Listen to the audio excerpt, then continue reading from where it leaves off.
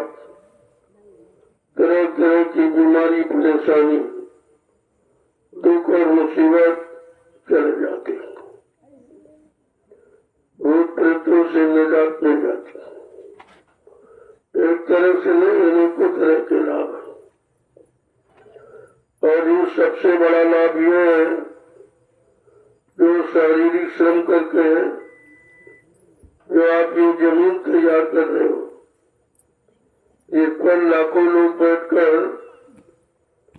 सुमरन ध्यान भजन करेंगे, अपने आत्मा के कल्याण की ये साधना ये करेंगे और सत्संग वचनों को सुनेंगे, जिससे मानव जीवन सार्थक हो जाए और सेवा करेंगे। ये कार्य पावन पवित्र भूमि पर होगा। जो आप कोई चले जाओ विश्व में, हिंदुस्तानी में सारे विश्व की बात कह रहा हूँ, कोई ऐसी जमीन नहीं है जहाँ इतने लाख लोगों ने मिलकर तपस्या की हो। 88,000 ऋषि मुनियों का इतिहास है भूमि का, लेकिन लोग इसकी मतलब नहीं समझ पाए। गांव तो तमाम बस गए, शहर बस गए, लोग खेती कर रहे हैं, तो व्यापार कर रहे हैं, बिजनेस कर रहे हैं, लेकिन इस भूमि का असली लाभ क्या है? जो 88,000 ऋषियों ने तपस्या करके इस भूमि पर छोड़ दिया, का ये लाभ उनको मिलेगा जब इस भूमि पर कभी संत के साधक आएंगे, किसी संत के साधक आएंगे और नाम की साधना करेंगे, उन प्रेमियों को इस तपोभूमि का लाभ मिलेगा।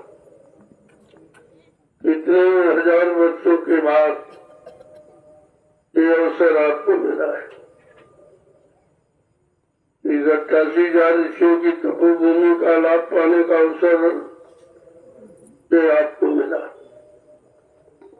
लेकिन लोग समझ नहीं पाए आखिरकार इस जंगल का चुनाव क्यों किया है। जमीन तो देश में बहुत अच्छी अच्छी, लेकिन वो अच्छी नहीं है। वो भौतिक दृष्टिकोण से तो अच्छी हो सकती है, लेकिन आध्यात्मिक दृष्टिकोण से नहीं अच्छी। इस भूमि पर बैठकर जब समय की जगह नाम की साधना करेंगे, पिछले नामों की नहीं, समय में जो कलयुग का नाम जगाया गया, जब उस नाम की साधना करेंगे तो जीवों को सुख शांति मिलेगी, उनके कष्ट मुसीबत दूर होंगे, तरह तरह की बीमारियां चली जाएंगी, झगड़े झंझट कम हो जाएंगे और अकाल मौत और दुर्घटनाएं भी कम हो जाएंगे। ये सब लाभ इस भूमि का है, तो लोगों की समझ में भी नहीं आ रहा। ये भी नहीं समझ पा रहे कि जंगल क्यों खरीदा गया, ये बड़े बड़े नाले गड्ढे इनको बराबर क्यों किया जा रहा, अब इनको क्या मालूम।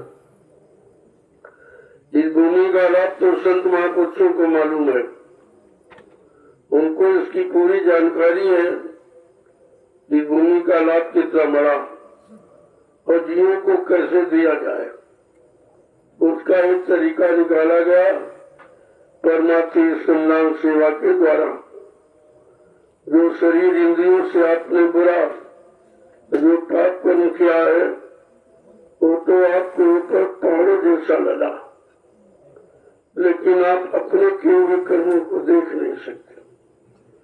वो देखने वाली आंख आपकी बंद है, या तो आपने है भूल गए हो और देख भी नहीं पा रहे हो, लेकिन जब दिव्य दृष्टि खुलेगी तब देखकर आपको कितना पश्चाताप होगा कि हमारे ऊपर कर्मों का इतना बोझा लगा, ये पहाड़ों की तरह ये तो कभी खत्म नहीं होगा, लिहाजा हम कभी पार नहीं जा पाएंगे। लेकिन संत महापुरुष क्यों आए हैं? अगर पार ले जाने की बात न होती तो क्यों आते और क्यों जीवों को नामदान देते। नाम का रास्ता, नाम बेड़ा, नाम जहाज पर बैठने के लिए आह्वान करते हो। कहने का मतलब ये है कि इतिहास कभी यहाँ रहा नहीं, इसीलिए बेचारों को मालूम नहीं। अगर पुराने इतिहास की तरह काम होता तो लोग याद कर लेते, और वो इतिहास तो जीवात्मा के उद्धार के नहीं है, वो शरीर के द्वारा किए गए मान सम्मान अधिकार पाने वाले, लेकिन उद्धार कल्याण जीवात्मा के द्वारा होगा। जब तक जीवात्मा को जगाने वाले कोई संत महात्मा नहीं मिलेंगे तब तक ये लाभ किसी को मिल नहीं सकता। आज आपको अवसर मिला है इस पावन पवित्र भूमि पर आने का और नाम की कमाई करके उसका लाभ लेने का, तो आए हो तो सेवा जरूर करो। जिस दिन सेवा कर जान जाओगे उस दिन सेवा से कभी वंचित नहीं हो, क्योंकि तुम्हारे पास भजन करने की शक्ति नहीं है, तुम्हारा मन भी शांत नहीं है और तन आपका गंदा, इंद्रियां गंदी, लिहाजा भजन रात से नहीं हो सकता। लेकिन भजन का लाभ देने के लिए संत महापुरुषों ने तरीका बदल दिया। इस सेवा के द्वारा कलयुग का जीव जा सकता है, लेकिन वो सेवा कौन? परमार्थी सेवा, स्वार्थी नहीं, परमार्थी सेवा। जिस सेवा में तुम्हारा कोई लोभ लालच नहीं, किसी तरह कोई इच्छा, कोई कामना, अभिलाषा नहीं, वो परमार्थी सेवा। आप यहाँ दिन रात मिट्टी ढोते हो, लेकिन कोई आपकी इच्छा नहीं कि मजदूरी मिलेगी, कोई सामान मिलेगा या सम्मान मिलेगा, ऐसी कोई इच्छा नहीं। केवल एक इच्छा है कि आदेश का पालन हो जाए, ज्यादा से ज्यादा आदेश का पालन हो जाए, और आदेश पालन से जो शक्ति मिलेगी वही असली भक्ति का रूप होगा। आज ये अवसर मिला है, आप सब इसका लाभ उठाएं। ये 19 जुलाई से तो 24 जुलाई तक ये आध्यात्मिक सत्संग का कार्यक्रम रखा गया। इसमें आध्यात्मिक क्या क्या, ये अध्यात्म क्या है? कल्याण आत्मा का आध्यात्मिक सत्य से होगा। जो आध्यात्मिक तरीका अगर नहीं तो नहीं, भौतिक जगत के साधनों से नहीं और शरीर के इंद्रियों से होने वाले कर्मों से नहीं हो, तो आत्मा के द्वारा जो कर्म किया जाएगा वो परमात्मा के पास जाने का, परमात्मा का दर्शन दीदार पाने का। बड़ा नया विषय दिखाई दे रहा लोगों को। न कभी किसी ने कहा, न कैसा कहीं लिखा गया, और धीरे धीरे जब से संत पधारे इस कलयुग में लगभग 750 वर्षों से, तब से ये चर्चा लोगों के सामने सुनने को मिली है कि संत मत ही मत असली मत। संत मत ही असली रास्ता है जीवात्मा को परमात्मा से मिलने का। इसके अलावा काल मत में कोई ऐसा रास्ता, कोई ऐसी क्रिया, कोई ऐसी साधना नहीं है जिससे जीवात्मा जगे और परमात्मा से मिले। ये केवल संत मत में ही। इसी संत मत को दयाल मत कहते हैं और भौतिक मत को काल मत कहते हैं। काल मत में तो रहते रहते आपका जीवन निकल गया। ये सतयुग त्रेता द्वापर 3 युग निकल गए काल मत में। काल ने अपनी पूजा कराई, अपनी साधना में लोगों को लगा के फंसा के रखा, लेकिन जब जीवात्माएं वापिस नहीं पहुंची तब दयाल को चिंता हुई कि हमारी जीवात्मा को निश्चित काल ने फंसा दिया। कोई चाल चल के काल को फंसा लिया। मैंने जीवात्माओं को सचेत रहने के लिए कहा और कहा जो मैं नाम दोष शब्द दोष दे रहा हूँ, तुम उसको छोड़ना नहीं। किसी को कहने बहकाने लोग लालच में इस डोर को मत छोड़ना, लेकिन काल में बहका कर जीवात्मा से नाम की डोरी छीन ली। अब ये आत्मा बेचारी बेकार हो गई कि बगैर डोरी के तो चढ़ नहीं पाए। कैसे चढ़ेगी, कैसे जाएगी। बस यहीं से जीवात्मा के फंसने की शुरुआत हो। धीरे धीरे धीरे धीरे फंसते फंसते 3 युग निकल गए, सतयुग के दाता, और आज भी जीव फंसा पड़ा है। देव संतों ने बहुत मेहनत की, बहुत परिश्रम किया, लेकिन जीवों ने उनकी एक भी बात नहीं सुनी, तो फंसा हुक्म नहीं हुआ। लेकिन धीरे जिन लोगों ने सुना वो धीरे धीरे समझ गए कि हमको असली रास्ता मिल गया, हमारे घर जाने का रास्ता मिल गया। अब अपने घर जाएंगे, क्योंकि घर ले जाने वाला मिल गया और ले जाने का वादा करने वाला मिल गया और पहुंचाने वाला मिल गया। ये सब जानकारी आपको मिली थी जानी। जब धीरे धीरे सत्संगों में आओगे और बच्चों को सुनोगे, तब तुम्हारी समझ में सब आ जाएगा कि वास्तव में हमारा सच्चा रास्ता क्या। जो ये रास्ते इंद्रियों के भोगों के जो काल में बनाए, वो तो फंसाने के लिए बनाए, इनमें निकलने का कोई रास्ता नहीं। और इन्हीं रास्तों पर चलकर सब लोग फंस गए, और इतना फंस गए कि निकल नहीं पा रहे, डूब गए। उन भोगों के दलदल में इतना फंस गए हो कि तुम्हारा निकलना बड़ा मुश्किल है। जब तक कोई सहारा नहीं देगा, कोई आधार नहीं बनाएगा, तब तक कोई जीव निकल नहीं सकता। ये नाम आधार है और संत मत ये रास्ता है। ये दोनों चीजें आपको समय से बताएंगे। अब धीरे धीरे उन बच्चों को जब अपने पालन में ले आओगे, कार्य रूप में प्रणित करोगे, तो आपको सब समझ आने लगेगा। इसीलिए ये गुरु पूजा पावन पर्व, ये तो हिंदुस्तान में बहुत दिनों से मनाया जा रहा, लेकिन कलयुग में सतगुरु की पूजा कर रहे हो। गुरु पूजा तो सबने की, ऐसा कोई नहीं बाकी। तो बेचारे रात पर धन दौलत, मान सम्मान, पद पत्नी, बाल बच्चों तक सीमित रहे। गुरु पूजा इतना ही कराएगी, इतना देगी। लेकिन सदगुरु की पूजा से क्या मिलेगा? तुम्हारे जीवात्मा जगेगी, परमात्मा से मिलेगा और हमेशा के लिए अपने घर पहुंच जाएगी। तो झगड़ा झंझट ही खत्म हो जाएगा। सतगुरु का मतलब है सत माने ईश्वर, गुरु माने मिलाने वाला। जो ईश्वर ब्रह्म पार ब्रह्म महाकाल सतपुरुष से मिलाए, दर्शन दीदार कराए, प्रेमी उसको सदगुरु कहते।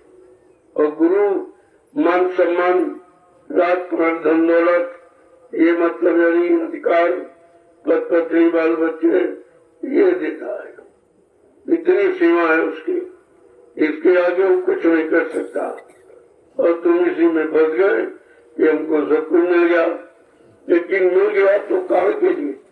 यही रहने फंसने के लिए मिले।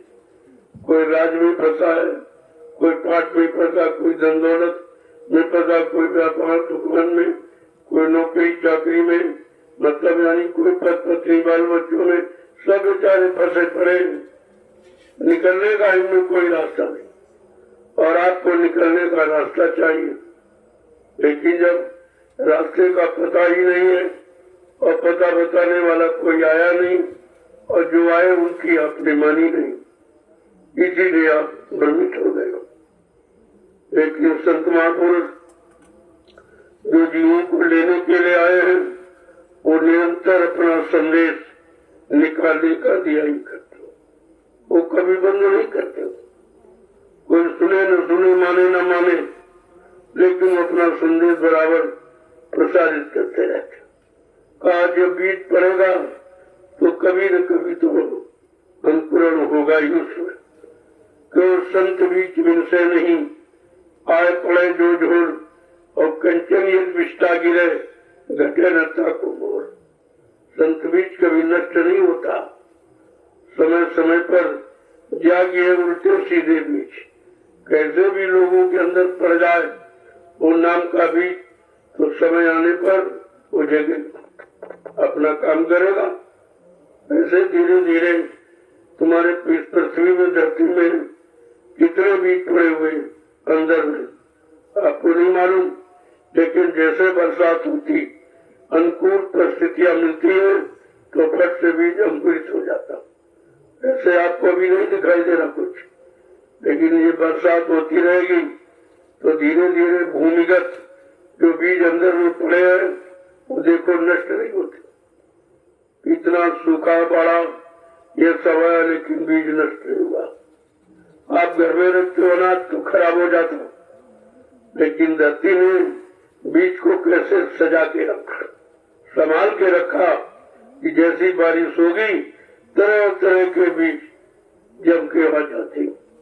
तुम्हारे खेतों में तरह तरह के खरपतवार अपने आप तुमने बोया नहीं है, तुमने सींचा नहीं है, तुमने खाद नहीं डाली, तुमने उसमें कुछ नहीं किया है, लेकिन कुदरत ने उन बीजों को कितना संभाल के रखा है और समय जैसे ही आया और ऊपर निकल आते। इसी तरीके से संत महापुरुष जो नाम का बीज डालते हैं वो धीरे धीरे धीरे धीरे अंकुरित होता रहता है, और जब समय आ जाएगा तो पौधे के रूप में फल देगा, छाया भी देगा, तो हर इंसान उसकी तलाश करने लगेगा। इसी तरह से संत महापुरुषों ने अपने इस नाम बीज को बड़ा सुरक्षित रखा। इसे कोई जला नहीं सकता, इसे पानी सड़ा नहीं सकता और धूप इसे सुखा नहीं सकती, अग्नि जला नहीं सकती।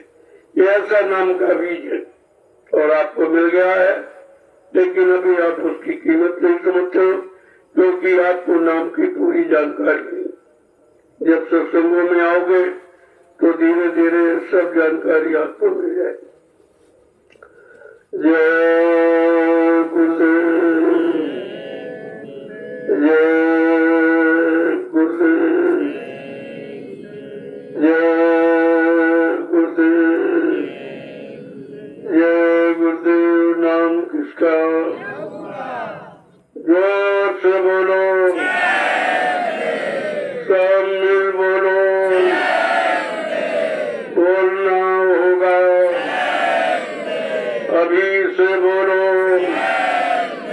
दुख दर्द हरेंगे, सब कष्ट मिटेंगे, सुख शांति भी देंगे, सबके दाता, सबके मालिक। प्रेम से बोलो, ये नाम नहीं इंसान का, ये काम नहीं इंसान का। देखो कैसे जय घोष, जिनमें किसी की निंदा आलोचना बुराई नहीं और अपना निजी कोई स्वार्थ की कामना नहीं, प्योर परमार्थ के नारे जय घोष आपको सुनाया। और जो किसी ने किया नहीं, कर पाया नहीं, और ये समय का जगाया नाम जय गुरुदेव, उन कामों को पूरा करने का वादा करता है। इसलिए जानकारी दी जाए। जब लोगों ने सुनना पसंद कम किया तो जंगलों में सुनाया जा रहा, कहा गया था पहले भी तुम नहीं सुनोगे तो मैं पेड़ पौधों को सुना दूंगा, उनमें भी जीवात्मा है और पेड़ पौधे सत्य बोलते, वो घूस रिश्वत नहीं लेते और तुम्हारे बहकाने में नहीं आते। भगवान राम ने प्रमाण दिया था, जब सीता जी को रावण ले गया तो उन्होंने प्रमाण दिया कि भाई ये खबर हमको कौन देगा। तो उन्होंने कहा, हे खगमुख, हे मधुकर सेनी, तुम देखी सीता मृग ने, पेड़ों से, पौधों से, जंगली जानवरों से, सबसे पूछ रहे। क्यों पूछ रहे? कि ये सत्य बोलती, ये झूठ नहीं बोलेंगे, ये रिश्वत नहीं खाते, ये किसी के बहकाने में नहीं आते, इनसे सत्य की आवाज निकलती है। तो ये प्रमाण तो त्रेता से। इसलिए जब इंसानों ने सुनना पसंद नहीं किया तो मैंने ये अभियान जंगल में छेड़ दिया। जंगलों में पेड़ पौधे उनमें भी जीवात्मा है, उनको सुना दूंगा। तमाम जंगल में जीव जंतु रहते हैं जो कभी उनको नाम की झनक भनक नहीं पड़ी, वो बेचारे ऐसे रह गए, उनको सुनाने का अवसर मिला। अगर आप न सुनिए तो क्या सुनने वाले नहीं? इतनी योनियां हैं, इतने जिस्म शरीर है जिसकी गणना गिनती नहीं है। उन वर्तमान समय के प्रभु के नाम को सुनने का अधिकारी सबको अधिकार, भगवान परमात्मा के नाम को सुनने का अधिकार सबको।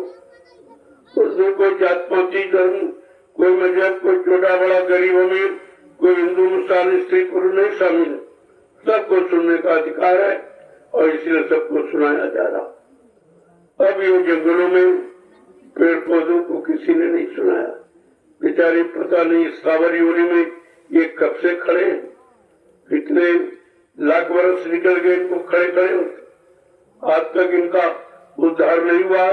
अब ये मौका उनको भी दिया जा। जब इंसान नहीं सुनता है तब इन जीवों को सुनने का मौका दिया जाता। और कहा जा रहा है देखो इंसानों ने नहीं सुना लेकिन इन्होंने सुना है, इनका काम हो जाएगा। क्यों? ये सत्यवादी, ये प्योर शाकाहारी, ये सदाचारी है और ब्रह्मचारी, इनमें तीनों गुण ही है, इसलिए इनकी आत्मा को कोई रोक नहीं सकता कि उसका कल्याण और उनकी योनि बदल जाए। ये पुरुष योनि में मनुष्य योनि में आ जाएंगे, धीरे धीरे संत महात्माओं की शरण में चले जाएंगे और नाम का आधार इनको मिल जाएगा और नाम की कमाई जल्दी कर लेंगे क्योंकि ये पाक साफ है, इनमें कोई गंदगी नहीं, बिल्कुल पाक साफ है। कोई ऐसा कर्म इन्होंने नहीं किया जिससे इनकी तरक्की को रोका जाए। देखो इनको मौका मिला और इंसान रह गए, इनको पछताना पड़ेगा। तो सबको मौका देते, वो सबके लिए आए, उनका किसी एक जीव, एक जाति, एक धर्म, एक देश के लिए नहीं है, सर्वदेशी सारी सृष्टि का कल्याण करने के लिए आए हैं। इसलिए उनका संदेश ये मन विश्वव्यापी है। जय गुरुदेव। चलो प्रेमियों, अब तुम्हारी सेवा पूरी आके आप प्रसाद ले लीजिए। मेरे को आना था तो परसों 19 से बात, लेकिन आपकी सेवा देखकर मैंने कहा इनको प्रसाद लेने का अधिकार है और इनको प्रसाद मिलना चाहिए। तो मैं आपका दर्शन करने के लिए आ गया, क्योंकि आप तपस्या कर रहे हो, ऐसी गर्मी में तो पसीना बहा रहे हो, परमार्थी सम्मान सेवा, इससे बड़ी कड़ी में कोई तपस्या नहीं। ऐसे तपस्वी का दर्शन करना बड़ी भाग से होता है। इसलिए मैं आप सबका दर्शन करना चाहता हूँ और आपने जो परमार्थी सम्मान सेवा किया है उसका प्रसाद ले लीजिए ताकि आपके अंदर हिम्मत बढ़ जाए, बल पूर्व बढ़ जाए, तुम्हारा भाव उत्साह बढ़ जाए। इसके लिए तरह तरह की बीमारी महामारी ये सब खत्म हो जाए। ये ऐसी सेवा है, दिन भर आप 10 किलोमीटर चलते हो।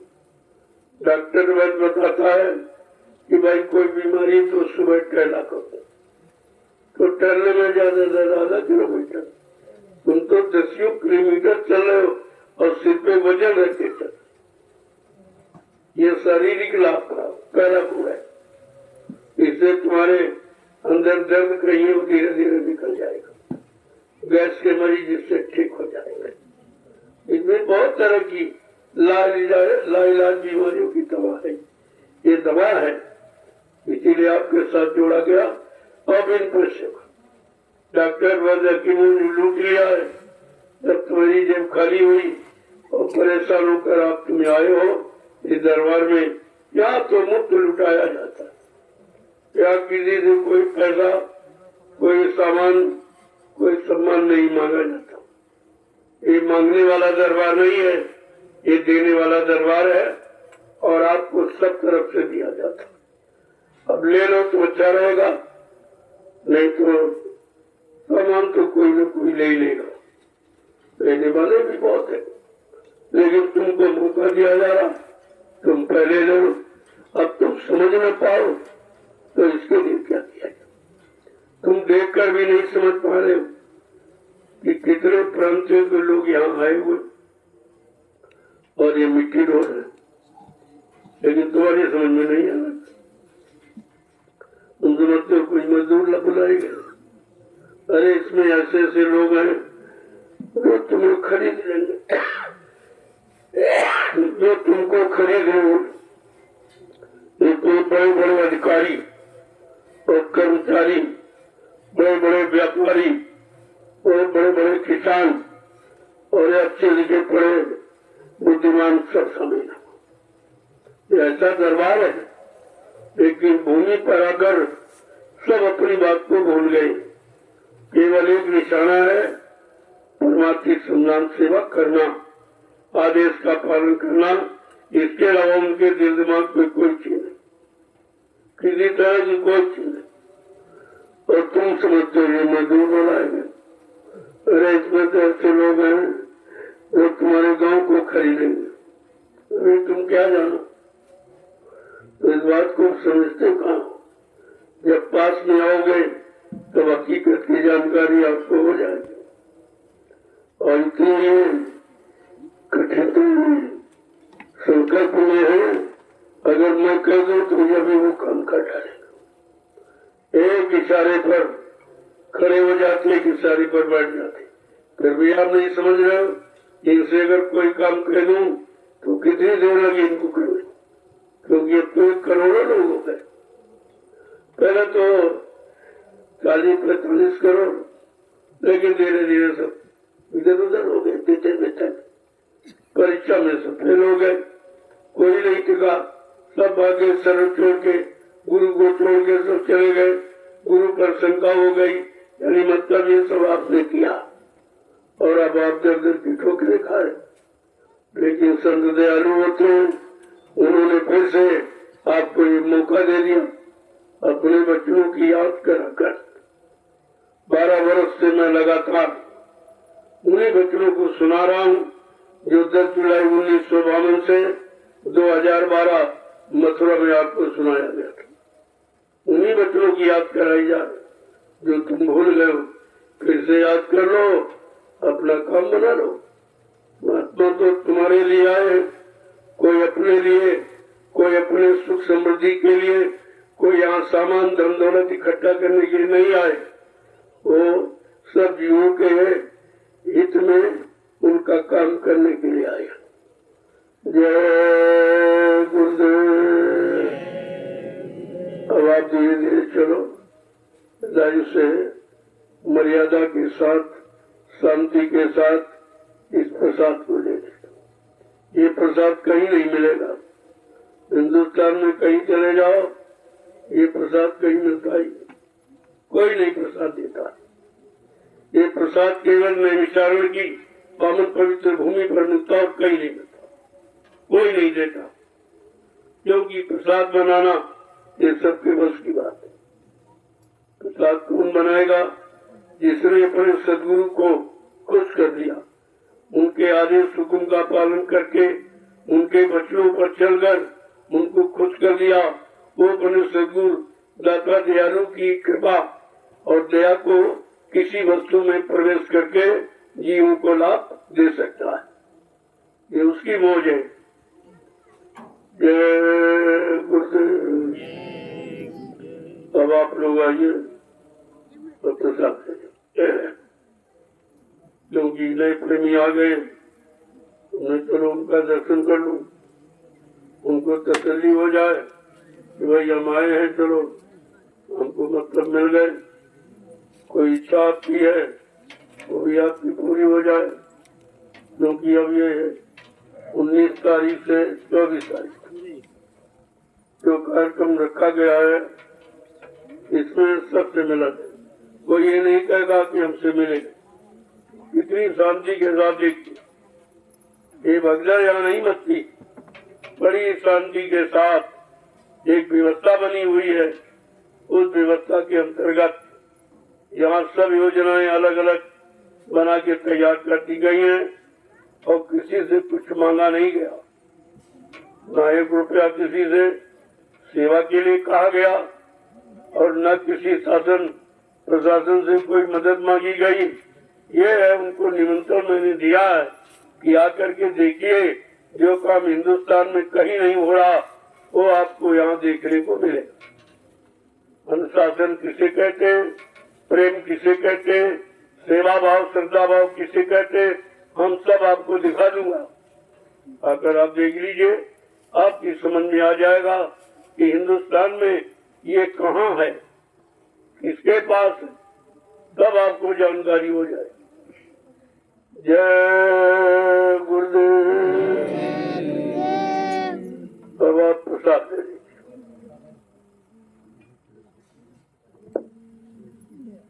जय गुरुदेव।